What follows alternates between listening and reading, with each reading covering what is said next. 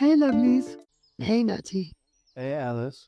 There's a celebration going on today, which my fairies are really excited about. So, culturally, I am the United Kingdom. I have a Welsh, an Irish, English, and Scottish grandparent.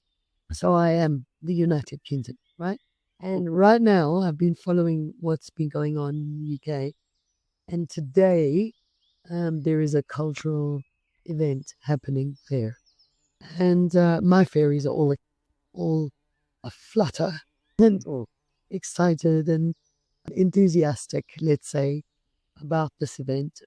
And so I wanted to take the opportunity to just discuss something about culture, whatever our religious belief. And I think we need to be really clear here about religion and culture.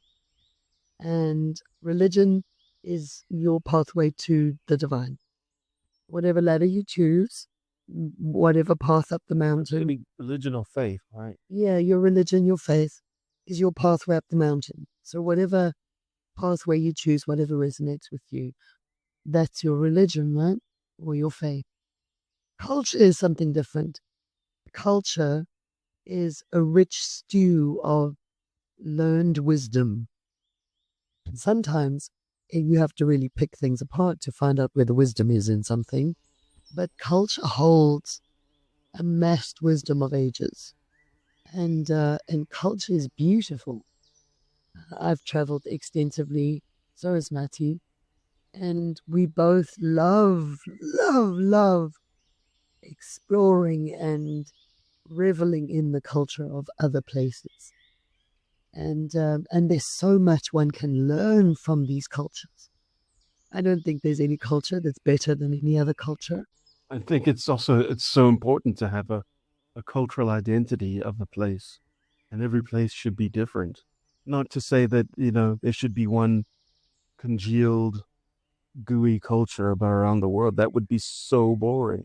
I think if you took a person from every different culture and you put them in a workshop for a month, the amount of wisdom and there would need to be elders that were deeply immersed in the culture, that understood the culture. But if you took 100 wise ones from every culture in the world and you put them in a conference or in a workshop to share their cultural truths or their cultural wisdom, I think there would be years of information shared in that time. I think that would be beautiful. And speaking of which, in the Six Nations prophecies, and the version of that I've researched and really delved into is the one by Leroy Brown. The Six Nations Hopi prophecies speak of a time when the different people of the world would get together and share their wisdom, and that the world thereafter would know peace.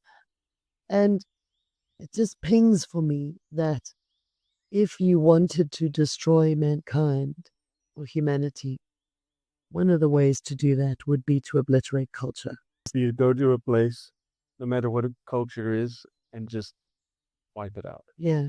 And that would be such a loss to humanity Yeah. because there's such wisdom in every culture and for that region, for those people, but there's such wisdom and beauty in every single culture. And as I say, I don't think there's any culture that is better than any other culture. But it's beautiful to immerse yourself in a foreign culture and understand why people do what they do and what the origins of that are. There's such beauty and wisdom there.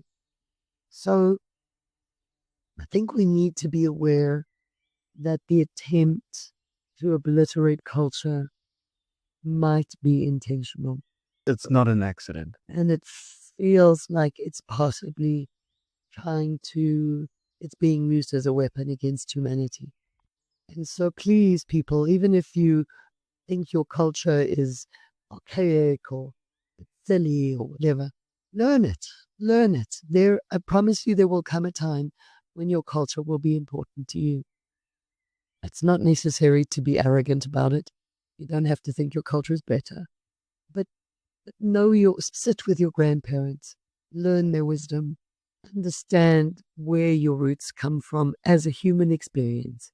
Yeah, understand the good and the bad. Every culture has good and bad aspects. Absolutely. And when you actually can understand what those are, and from that perspective, pitch the best, you understand why you're picking the best and why you're not picking the worst pieces. And that's also one of the beauties of multicultural relationships and marriages and families, is that those families can pick and choose between the best of this culture and the best of that culture, and combine them to produce something beautiful. But the same is true for a country like the United States, for example, it has a culture of its own, but there's also a diverse series of cultures there.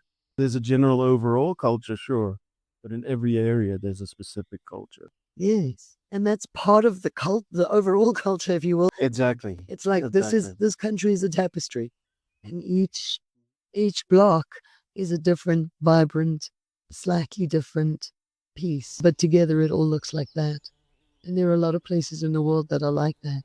And I think going to a place and embracing that culture, despite where your culture comes from, is a really valuable experience. So yeah, learn your culture, and maybe just hold a space in yourself for the value of culture. It really does do something meaningful for humanity. Culture is a good thing.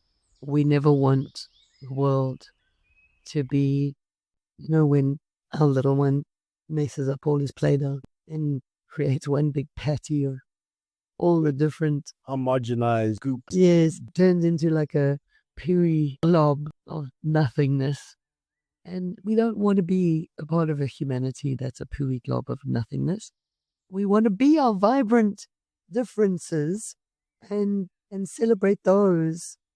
And so today, my countrymen, my ancestral origin countrymen, are having a celebration day and celebrating culture.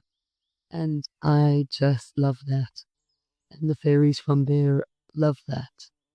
And there's some also stuff for Sixth Sense people on understanding the culture of the people that you want to communicate with on the other side. I'll make a note of that, and we'll do a thing on that one day. For now, I just wanted to throw my arms around the world and all these diverse cultures and say celebrate yours because it's beautiful, whatever it is, and leave room for other people to do the same. Yeah, absolutely. So have fun.